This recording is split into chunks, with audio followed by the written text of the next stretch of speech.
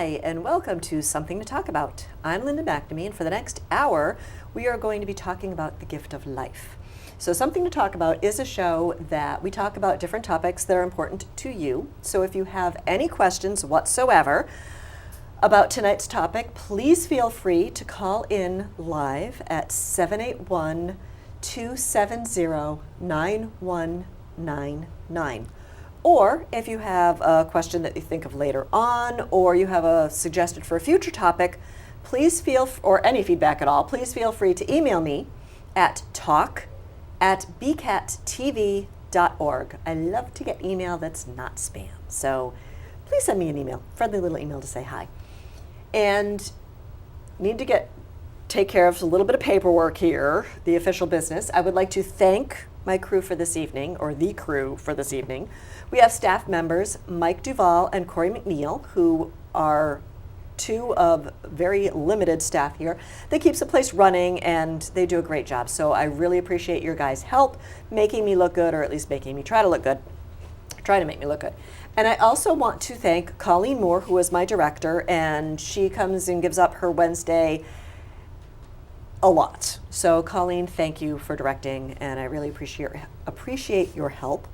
This evening we also have two additional volunteers who have given up their Wednesday evening. We have Forrest Knowles and Mark Laurie. So thank you, Forrest, and thank you, Mike, for coming here and participating in this evening's show. And last but not least, I would like to thank my husband Paul for staying home for Daddy Date Night. Hope Gwyneth and Evan are having fun, and hope you are too. And thank you for getting our taxes done earlier this week. So anyway, now I would like to introduce our wonderful guests. We have Ethan Grossman and Juliana Grossman. Mm-hmm. So father-daughter pair, with those little superhero capes. Thank you guys for coming. Thank you for having us. And thank you in advance for sharing your story about how organ donation has affected your personal lives as well as the lives of your families. So let's get into some of the details. I have my cheat sheet here. Well, actually, I don't have my cheat sheet here. Now I do. Some questions. So if you have any other issues that you'd like to bring up, please feel free to interrupt me, because as my mother says, I was vaccinated with a phonograph needle and I don't know how to stop talking. So let's begin. Can you guys tell me a little bit about your backgrounds, where you grew up? Actually, where both of you grew up, because you're still growing up. Where you went to school, how you came to Burlington, and how did you get introduced to the whole Donate Life organization? Sure.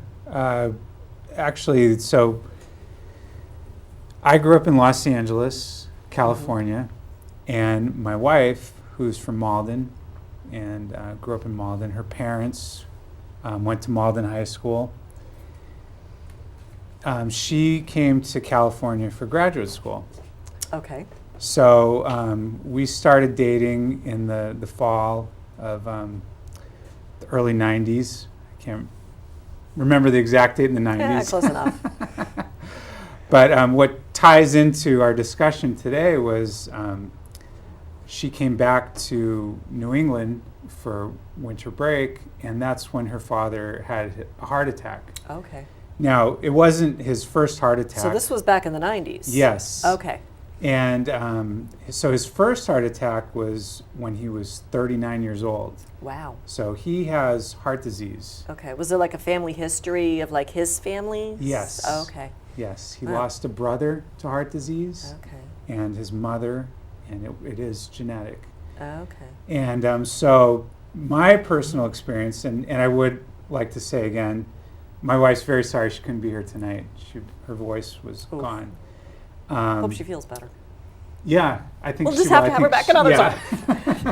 She'll need some rest. But I mean, my personal experience was this, young woman I was dating, picking her up off the plane, whose father had just had a heart attack, but her family did encourage her, finish graduate school, and I know it was very emotional for her.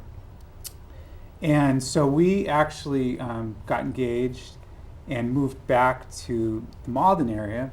Okay. And so I guess basically my point being is, ever since I've been with my wife, I've It's known. been a part of your life. It's been a part of our lives. Okay. So we lived in Malden and had Juliana in 2001.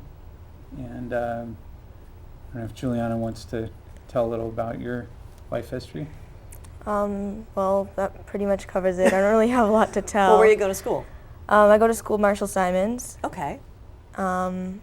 We moved to Burlington when I started Pine Glen. I started Pine Glen kindergarten. Oh, When fun. we My moved to daughter's going there in kindergarten. September.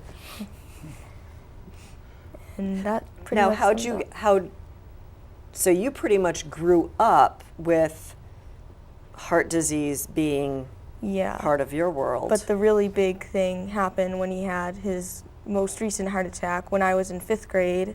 And that's when he was in the hospital for a while, and then he needed a heart transplant. Okay. So he Now- needed an LVAD, How did, which was the first step to a heart transplant. an LVAD? Yeah, it's a heart pump. Okay. Now, because I was kind of wondering, how did they make the bridge from, okay, you have heart disease, you have a heart problem, to you need a new heart? How did they run tests, or how did they make Yeah. that determination? Well, Do you know? The thing is, and I am just constantly amazed at technology, Oh, yeah. medical advances, as I'm sure you are. And it's growing exponentially too. Yes. So I'm going to talk as far as my understanding. I'm not an Okay. expert. Understood.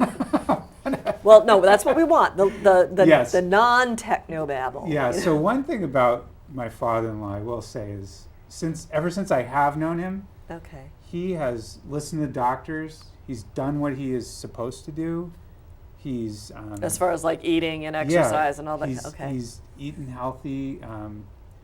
He actually, had to end his career early on disability because of his heart, Mhm. and he has what's arrhythmia, so it doesn't have really a lot to do with clogged arteries Okay. or smoking cigarettes. Okay. High cholesterol. It's just the rhythms of the heart. Okay. So. So it's not really strong because it's kind of like almost like a fibrillation type thing. Yes, and actually with when he was 39 and then his Okay. subsequent heart attack, his heart worked, it was only like I think maybe 20% effective. Oh. So okay. he's really, So like a pacemaker wouldn't really help, or would well, that's what he had implanted was a defibrillator it? Okay. and a pacemaker. And from when Juliana remembers, I believe the defibrillator may have actually saved his life up to 6 or 7 times Wow. over the years. Okay. And each time it was that, feeling of what happens when it's going to Yeah. stop working. So the time came where it did stop working, the defibrillator that was Okay. implanted. But even that device was amazing in Yeah. itself. Now, what's this thing? The The LVAD. LDAD. It's LVAD. LVAD. Do you know what it an LDAD stands is? for? Do you remember? No, I don't know what it stands It for. stands for left ventricular assist device. I'm pretty sure that's what, and that's what. I can't even spell it. Forget about it. Yeah. So it is.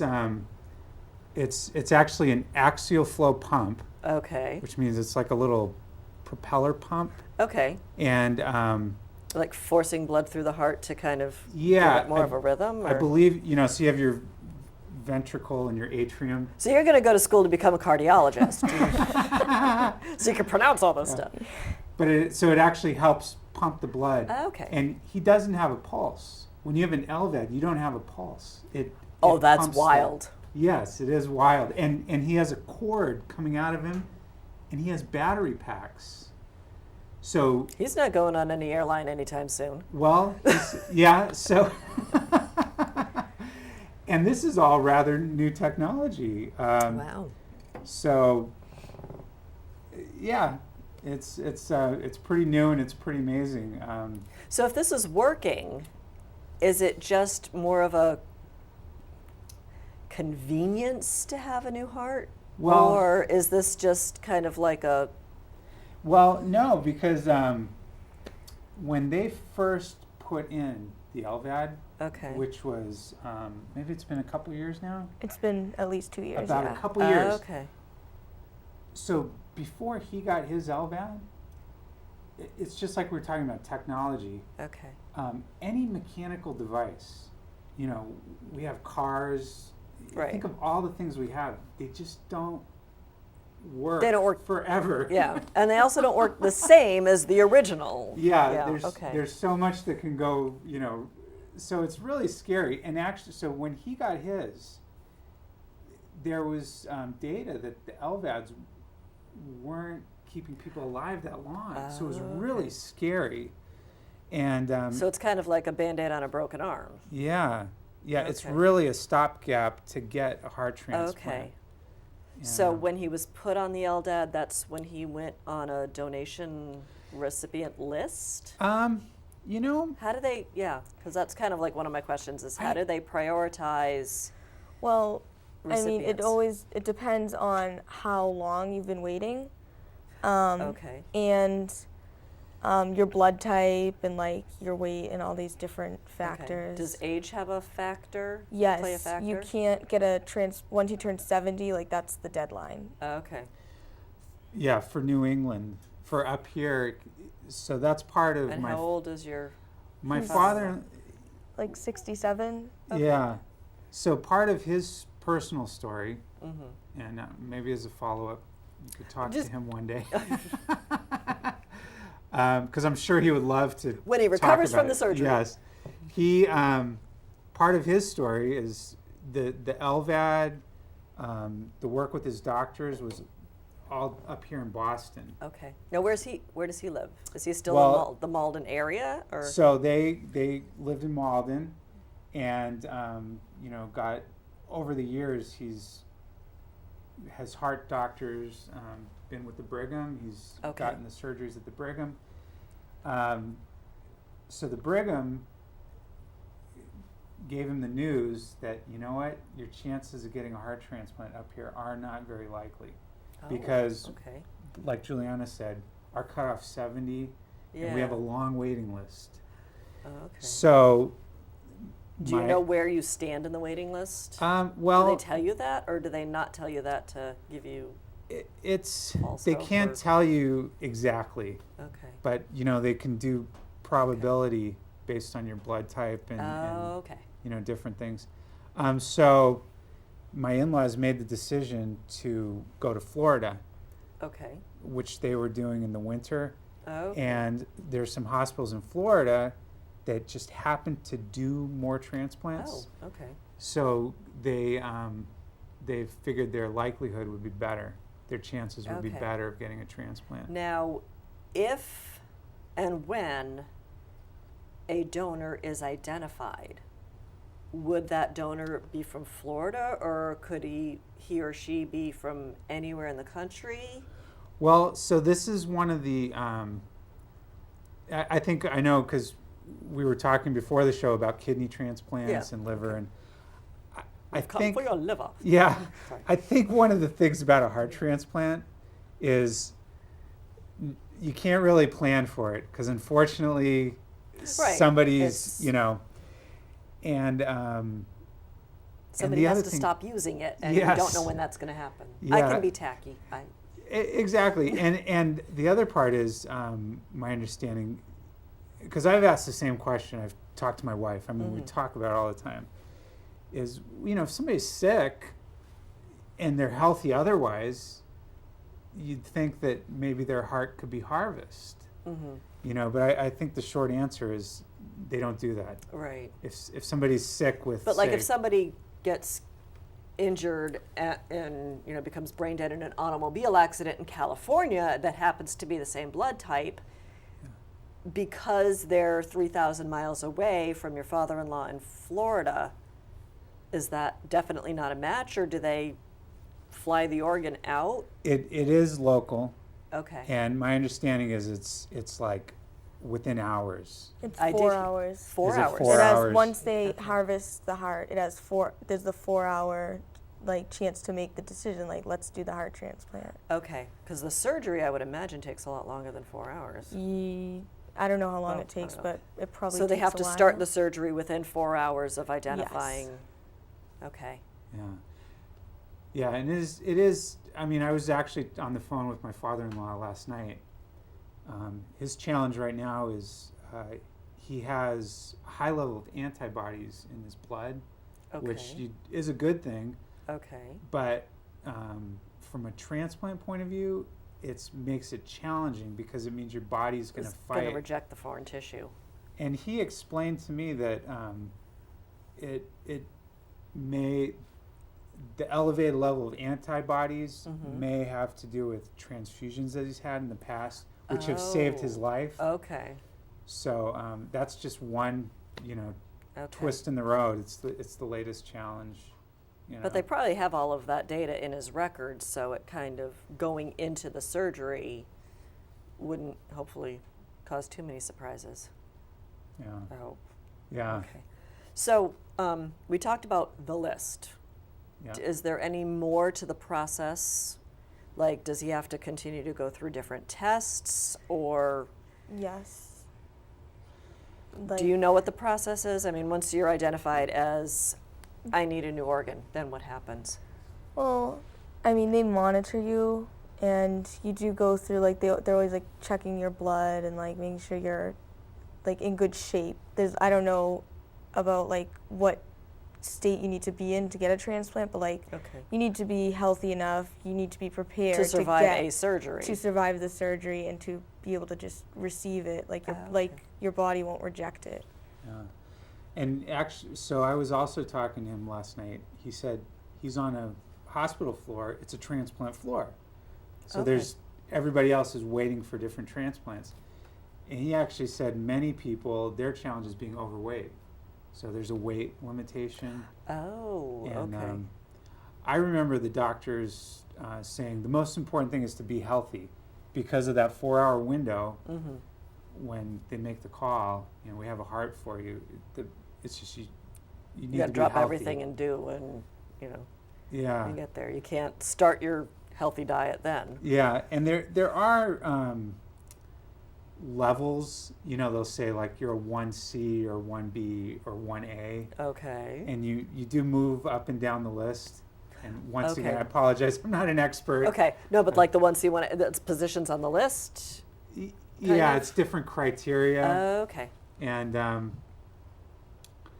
so, kind of one of the things I've heard from talking to my wife is that the people who are really sick Okay. are the ones that, they're the ones that need the heart.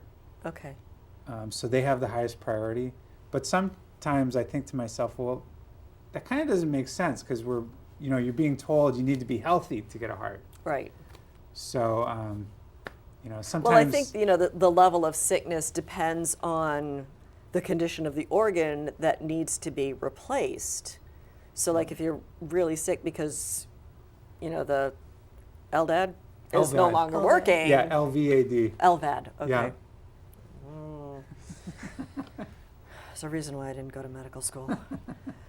So, like, he's already, that's working for him now, but in another, hopefully not 2 years, if it's not working as well as it was when he first got it, then he'd be sicker. Yeah, So that would kind of raise his priority, yeah. perhaps.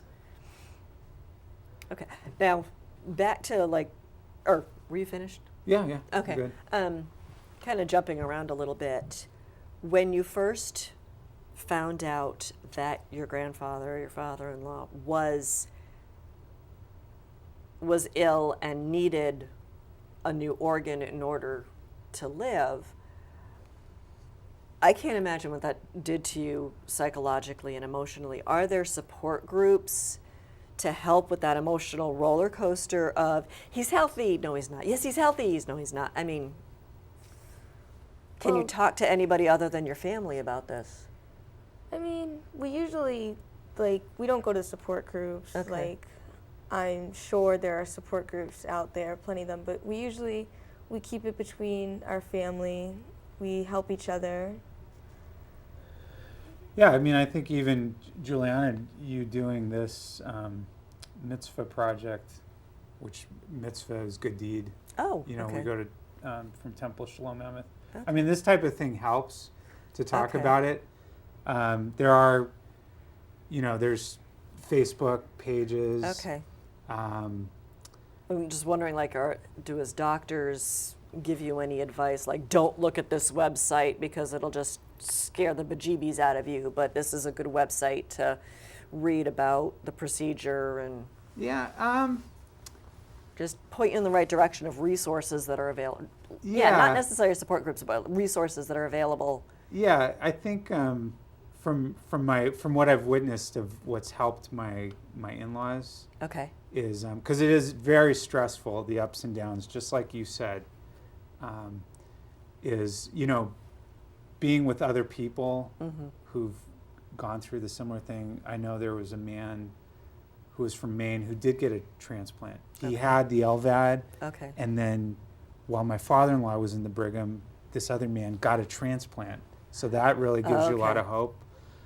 Another thing that they did, which was very nice, is they actually renewed their vows at the Brigham. Oh, really?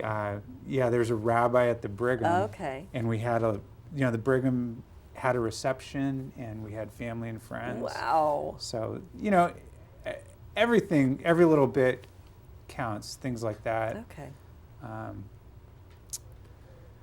So I mean, personally, I think it's just talking about things helps. Okay. Coming on television show. Yeah. Sorry, I'm not Ellen. Okay, well, your dad kind of alluded to your project. Can you tell me more about your project, like why you decided to do a project, why you decided to do it on organ donation, and just that whole process? Well, I did it because we had to choose an organization to do, and at my Hebrew school class at my temple, the 7th graders have to make a project, and then there's the mitzvah mall, and everyone has their posters up, and they're like, well, you need to pick an organization. Okay. So, I mean, I decided just what better to do than donate life, because I have a general idea. Mhm. I mean, at the time I Well, it's wasn't also been a I huge didn't part know of all your the, life, too, like, so. interesting facts. And Okay. yeah, it is a huge part of my life. So, So what did you I- learn? I learned a lot of Talk about an statistics open-ended and, like, question. new information, like, about getting a transplant and, like, Okay. what people can get a transplant. I learned Okay. things about that. Now, are there like organs that cannot be transplanted, like brain transplants, or Well, I know a brain cannot be transplanted, but I don't like, think I'd don't want know. one. Yeah, I'm sure there are many Okay. others that cannot be transplanted. I can't Okay. think of Now, really. what does somebody have to do? You know what somebody has to do to become an organ donor? You have to like, it doesn't really matter who you are, like what culture you are, where you're Okay. from, what your age. I mean, well, you have to be I at think least you have to be 18. You have to be Oh, 18 okay. to like sign Okay. like. And I think it's, like, this Jennifer had official. also, Jennifer had also told me you could do it at 16, but you need like parental consent. Yeah. Okay.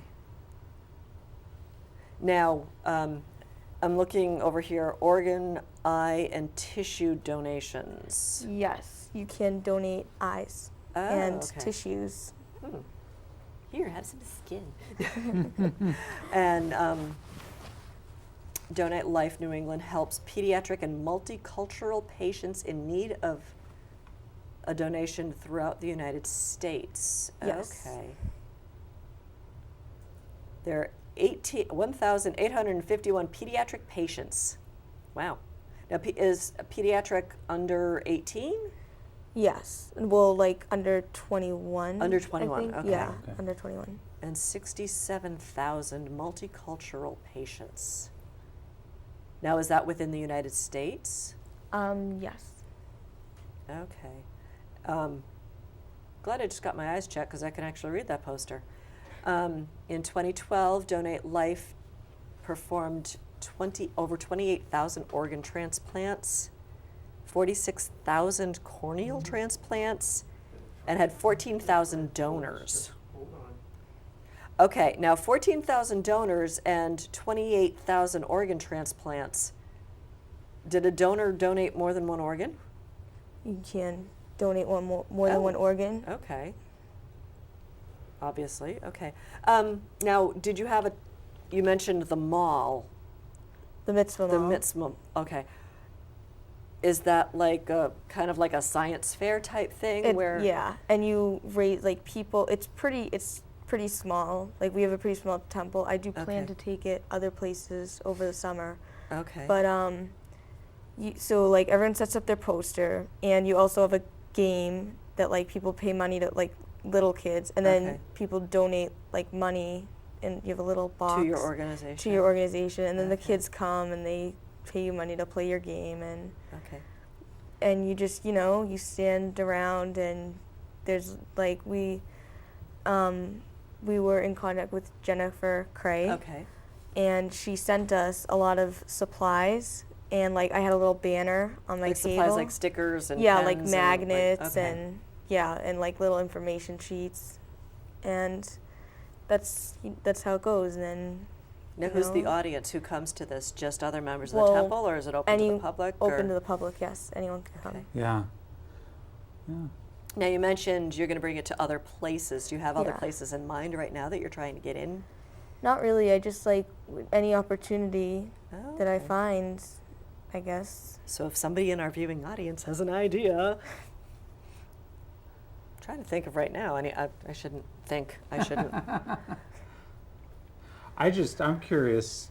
I have a question because ever since I got my driver's license, that's when they ask you, do you want to be a donor? And you get the little sticker. Mm-hmm. So when you go for your driver's license. I And don't think it's a sticker anymore. I think they write it right in They your write license it- and it's laminated, so you can't change it. Yeah. You can change your mind. And it always seemed like a no-brainer to me. Like, well, that makes sense, But I didn't, until Juliana got involved with this, and it makes sense. I didn't realize there was an organization that somebody has to kind of manage that registry of data. Mm-hmm. And like, do you know do people from Donate Life, are they the ones that actually go out and harvest the organs? Well, they like you said, like they run it, and like they do all the statistics, and they like support it. Oh, okay. So they probably like notify the hospital Yeah, that, and they're this like always in person- communication with the hospital. because the hospitals would know the donor as well as the recipient. In it might be different hospitals. So Donate Life. I'm just assuming here, so please correct me if you know otherwise. They bridge the gap between the hospitals, and the hospitals can go to like a central location to look this information up, perhaps. There is, I know there's websites Okay. with statistics and data. Yeah. Now, what was the game that you played, or that the little kids played? Some kids made their games, but Okay. I did not do that. I used Pop the Pig. Now, what is Pop the Pig? It's this game. There's a little plastic pig, and you put you roll the die, and you put little plastic burgers. You put a plastic burger in its mouth, and you press on its hat, and like it gets bigger, and then Okay. its shirt pops open, and then whoever pops it wins a prize. Your kids might like it. Kind of like a break the ice, whoever, Yeah, like that. or kerplunk with the little sticks and the marbles. Oh, okay. All right. Oh, yeah. Back to your project. How did you? Were there certain? How'd you research it? Well, I emailed Jennifer Cray. We Okay. emailed back and forth, and I got very useful information off the website, the Okay. Donate Life website, Okay. and those were my main resources. Okay. Did you talk to I did did you talk to my interview your grandparents. grandfather I did talk to them, yes. and any of his doctors, or I didn't. No, I didn't communicate Didn't go with that the far. doctors. Yeah. grandfather was a translator for all of that. So how, we talked a little bit about support options. How do you guys stay positive through this all, knowing that, you know, Grandpa's really sick and he could have a heart attack at any time versus, hey, he's going to be getting a new organ and we're going to have him for another 30 years in our lives? How do you balance the two?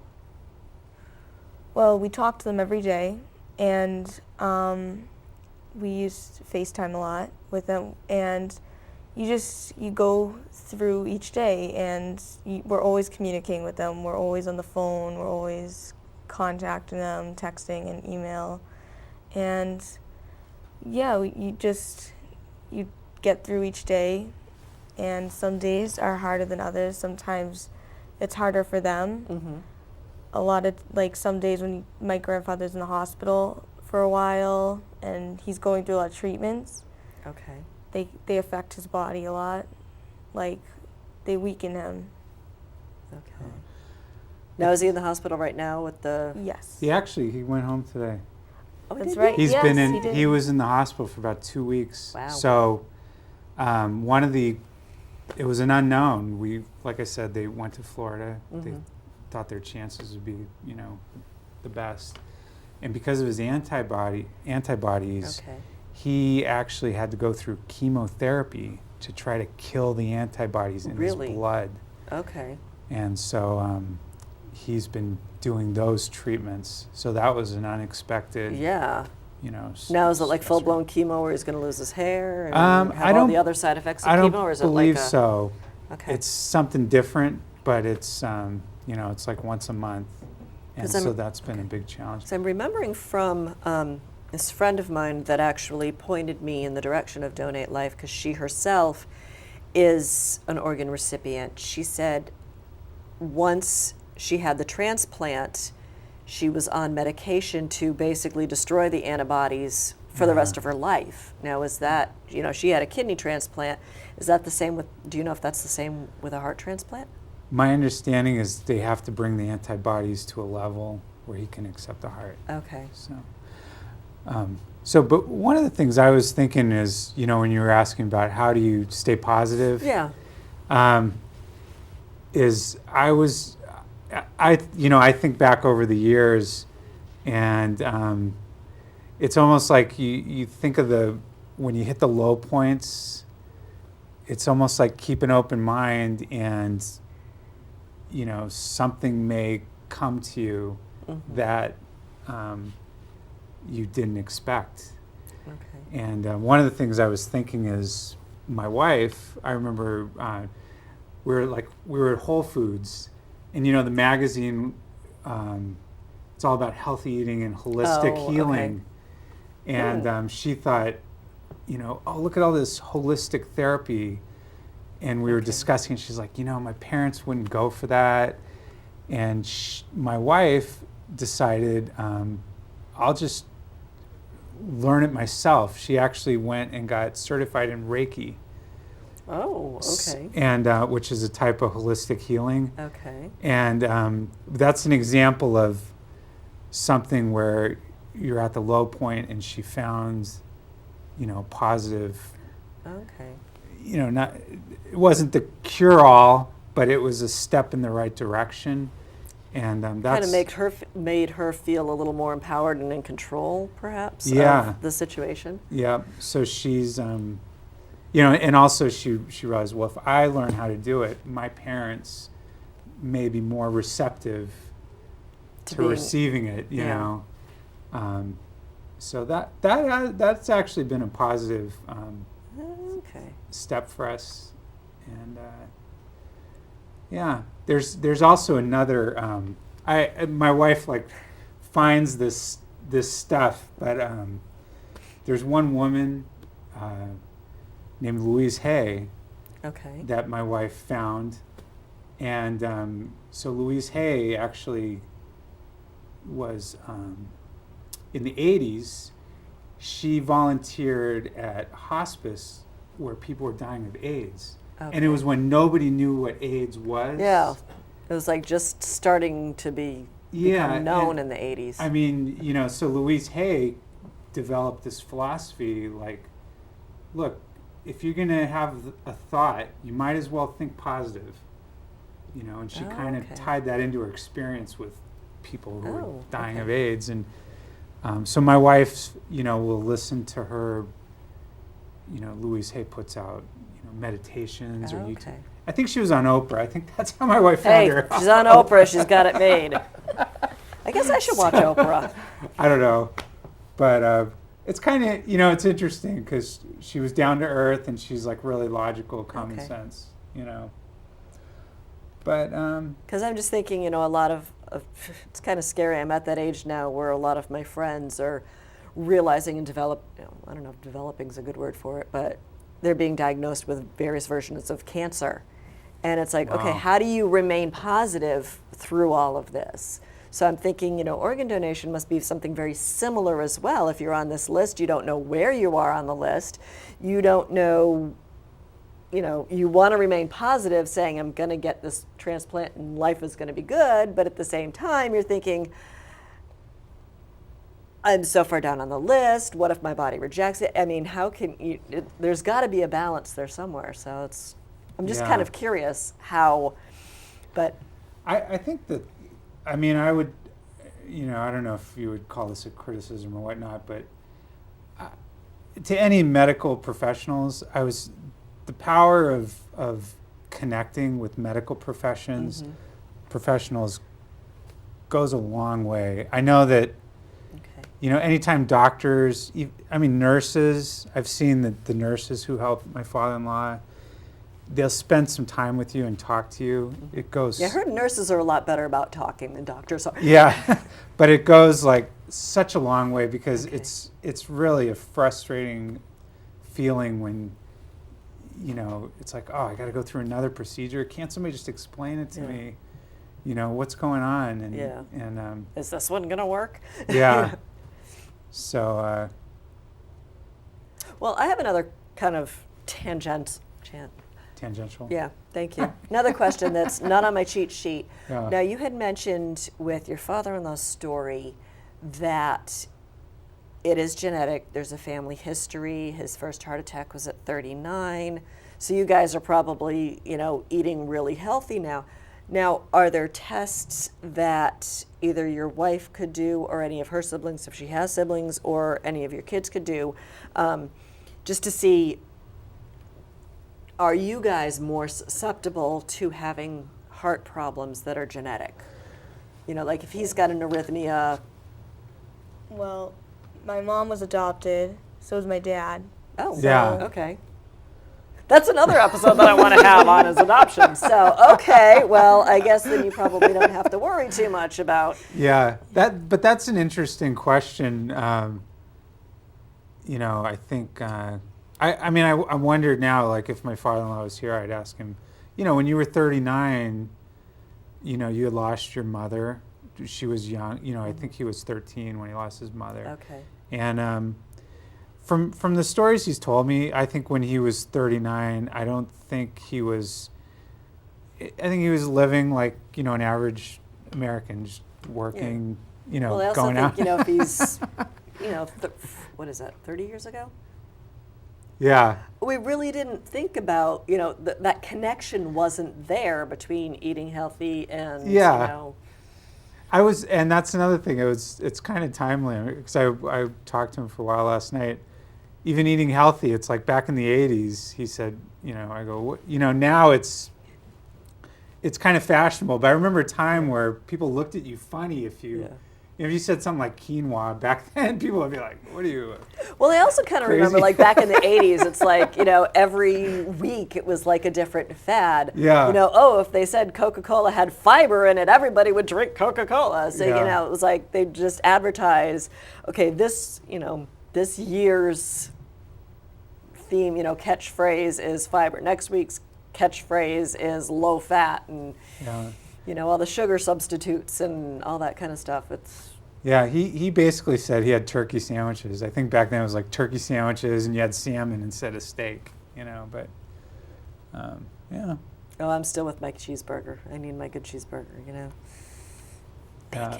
Bacon. Yeah. So, And you know, with kids, we try to get them to eat healthy, find different things. So. Eating organically, getting exercise. So do they make you work out at all?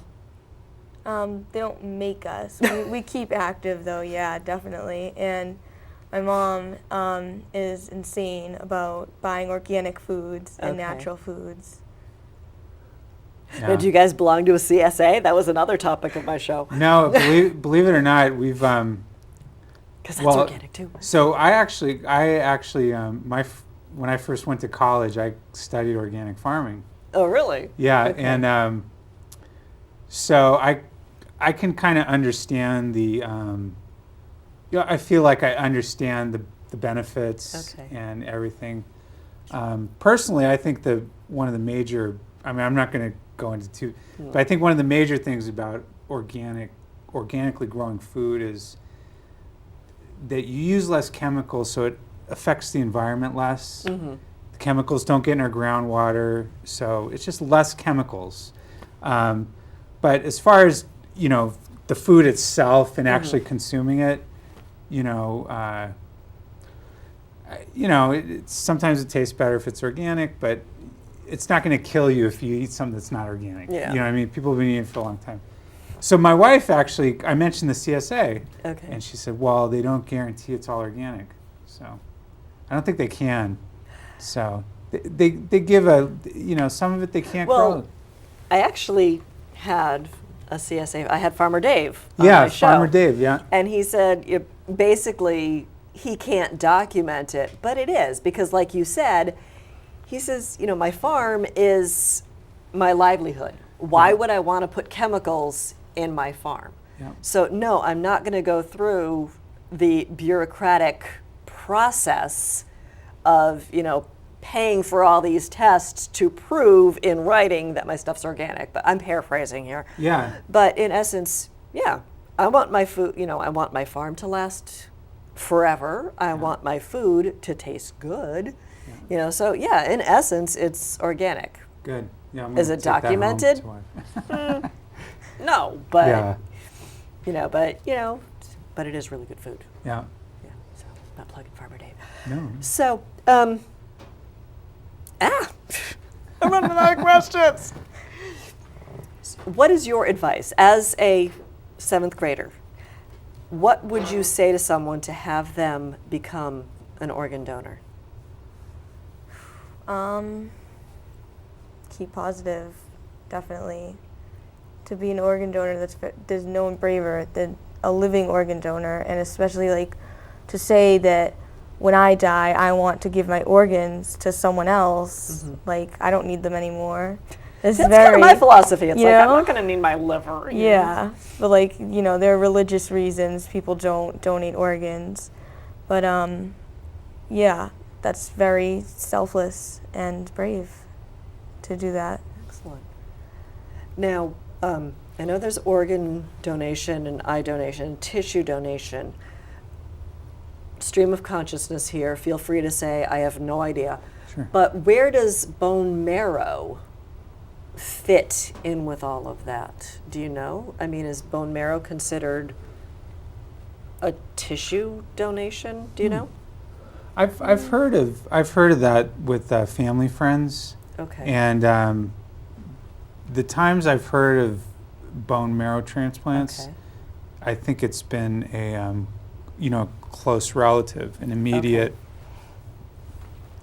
And I think my understanding is the bone marrow kind of regenerates itself. Okay, yeah. So I believe it's a process, but Okay, I have another question for you. Sure. So when your father-in-law gets the surgery, when Grandpa gets the surgery, does he know what the recovery time is? I mean, how long would he have to be in the hospital? Does he have to go through a rehabilitation process? Does he have to change any part of his lifestyle? Well, those are good questions. I will say that Has he been told yet? yes. this stuff. Yeah, those are good questions. One thing I was surprised to hear is actually the heart transplant surgery is less invasive than the LVAD surgery, which he already had. Wow. And he actually had to have 2 LVAD surgeries. Okay. They were very, very stressful. He was in the hospital for, I believe, about 4 months. It was 3 months. Wow. 3 months. Yeah. It was very, very stressful. And I mean, at one point, because he was just felt so weak. I mean, imagine just laying in a bed for 3 months, and for a good portion of that time, I'd it be was. bored out of my mind too. I mean, a good portion was in intensive care. Oh. They Okay. like I said, with the medical field, what they can do, he was in intensive care with his chest open. Like they had to leave his chest open Ew. until the fluids goes back down and they could sew you up. And See, my brother would want pictures of this, but I Yeah, don't think and they keep you under, like you don't even remember. So there was Okay. times in that 3 months where he was. I'd want to know. be heavily sedated if that was going on with me. Yeah, and so it's very scary and stressful. Now you said 2 surgeries. How far Well, far apart were they? So Were he they- had one Okay. LVAD, the first one, and like I explained, it's a mechanical device. Yeah. There was a problem with it. It, I believe it may have, one of the scary things about it is a blood clot, and I believe Okay. the pump, something happened with the pump. And it got stuck. Something got stuck, or Hmm. so they had to put in a second LVAD, and so Okay. that was. During the same hospital stay. Yeah, the same hospital Okay. stay. So when they went to, being up here, there's a whole team. There's a transplant team that you work Okay. with, and transferring to Florida, they had to interview with another team, and Okay. and So he was learn kind of about- diagnosed up here, and then afterwards made the decision to move to Yes. to stay down in Florida. Yeah, and I mean, there was coordination between the hospitals. Okay. So, and like I said, it was just mainly because for some reason they do more transplants in Florida. Okay. So, which I was very surprised because we always hear Boston, best Yeah. hospitals. Well, there are the best hospitals, but Yeah. apparently, One maybe more cutting edge technology, saving lives, and I or it don't could know. be other different, research hospitals, and there seems to be a big, Dana-Farber cancer research, and the Floating Hospital for Children, and so maybe they leave all the organ donation stuff to Florida. There was one website, I apologize, I don't remember the name of it. I believe it was a public domain website that my mother-in-law, shared with us. She asked Okay. us, I want you kids to look at, this website and try to help understand where we are on the list. And because it tells you how many donations there were. It doesn't tell you by name, but I think it might say how many people are waiting. Okay. And it gives you survivability rates, which is, Oh, okay. it's a very factual, in-your-face statistic. But I was really surprised and hopeful at the survivability rates. They're up there, Excellent. So I think some of them were 70% plus, Mm. which I'm amazed, for. Okay. And yeah, if people follow up contacting you, I could send you that information. Hunt me down. Hunt me down. It was an interesting website, Okay. kind of You like. could probably Google search it, Yeah. Now, I have another question for Juliana, and I'm not sure, not to put you on the spot, I don't know if you discovered this in any of your research or if you remember any of it. Now, you had mentioned that a heart transplant, there's a 4-hour window where you have to make that decision. Do you remember any of the other time frames, like some of them No, are 2 and I'm some really of them are like 6? Or? I just know that because of it's just Well, a general fact that yeah. I know from my grandfather's time in the hospital. Okay. This project is mostly on it's not really on a specific organ. Okay. It's really just on raising money for the general organization Okay. across the U.S. Okay. and what they do, what they donate, what kinds of things, what people are on the list, and that's basically. I don't know any of the other time frames, but I'm guessing they might be pretty similar, Okay. probably. Who is that? my wife met a woman who actually harvests organs in the field. Do you remember her telling the stories about her? Mm. Somehow my wife met somebody who, in the field Oh, at an wow. accident scene, Wow. Okay, that's actually nice. I don't- harvest. what do you, when I'm 6 years old, I want to be a doctor to harvest organs. You know, I Yeah. can picture my daughter doing that. you know. Yeah, but my wife was saying that this friend of hers has to make the call whether the Oh, organ wow. can be used or not. Talk about a stressful job. Yeah, but like the other couple who Mm-hmm. my in-laws met at the Brigham who received a heart transplant. Right. He as soon as he got the call, he flew on a plane from Maine and went right to the hospital for Wow. the surgery. So Okay, speaking of, flying on a plane, airfare. Just wondering, what are the financial implications of being on an organ donation or organ recipient Yeah. list? Does insurance cover it? Does insurance cover only certain aspects of it? Like you mentioned that your father-in-law was in the hospital for 3 to 4 months at a time. I mean, is there out-of-pocket expense for that? Well, I will say, without knowing all the details of my in-laws' insurance and finances, there are a lot of expenses, and thankfully, these major surgeries. They're not millionaires, so and some of these surgeries are very expensive. Oh, yeah. And long hospital stays, but some of the real expenses that any of us wouldn't wouldn't expect or are the lifestyle, flying back and Okay. forth, driving the hospital is huge. If you're right. parking at Brigham's. Yeah, I think the hospital helps a little with I think they did help with parking, Okay. but it's limited. But even now in Florida, my mother-in-law is about an hour away and from Tampa General, so just driving back and Oh, forth and gas, the time.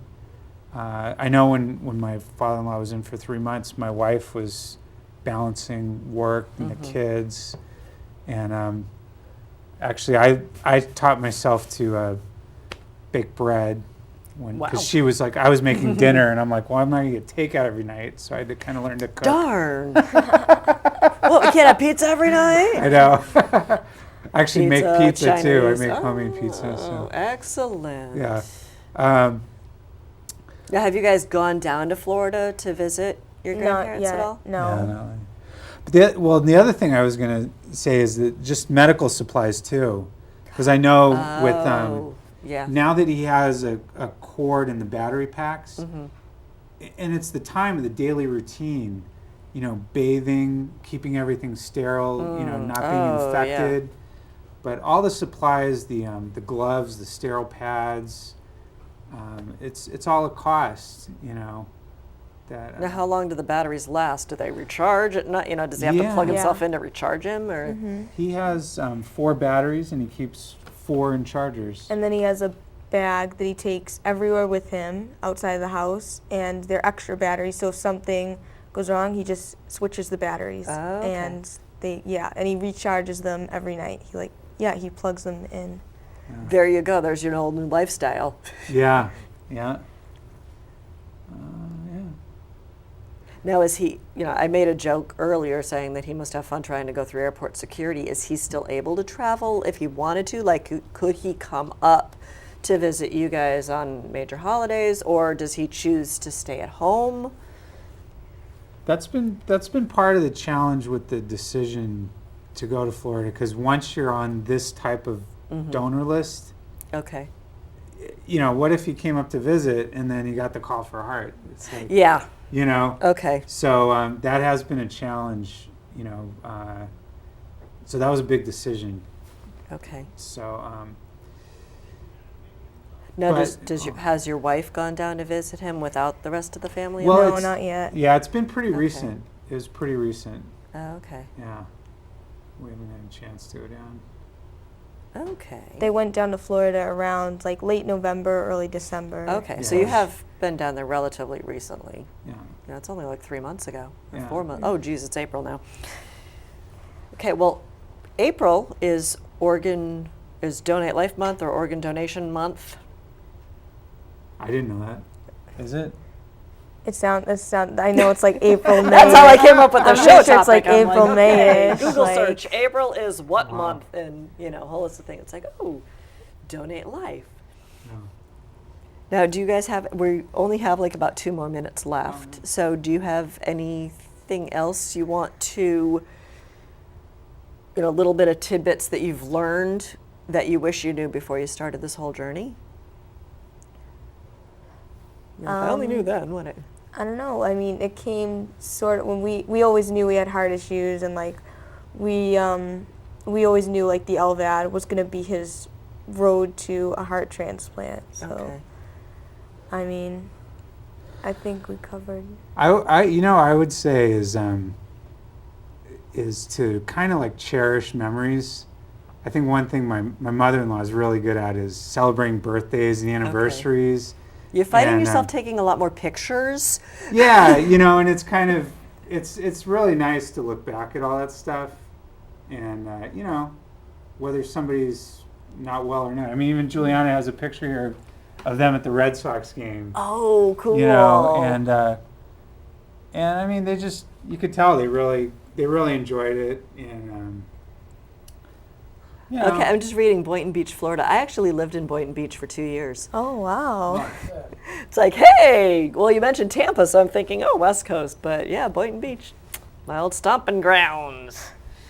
yeah. But I mean, I think trying to focus on Okay. the positive stuff. Positive, and I find mean, the positive. you and- can't always be. Sometimes things get you down, but All right. Like those little positive, like they got out of the hospital today. oh yeah, that's like true. Yeah. Time to order takeout. Oh, wait, no. Got to eat healthy. Can't order pizza again. Yeah. Now, has this impacted or influenced? I know it's probably too early to think about college. It's never too early to think about college. But after this project, are you more interested in pursuing a field of research? Or do you still want to be the professional golfer or whatever?